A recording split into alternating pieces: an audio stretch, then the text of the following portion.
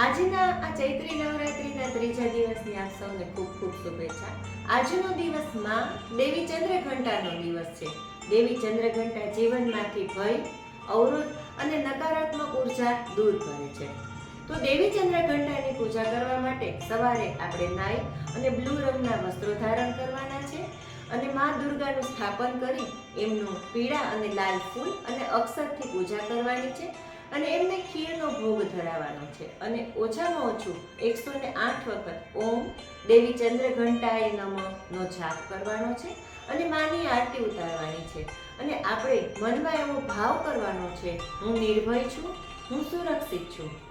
આજના આ દિવસે આપણે ખોટું બોલવાનું કે કોઈને દુઃખ પહોંચાડવાનું ટાળવાનું છે.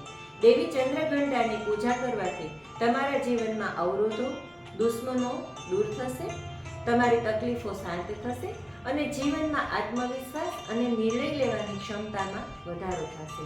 ઓમ દેવી ચંદ્રઘંટાય નમઃ.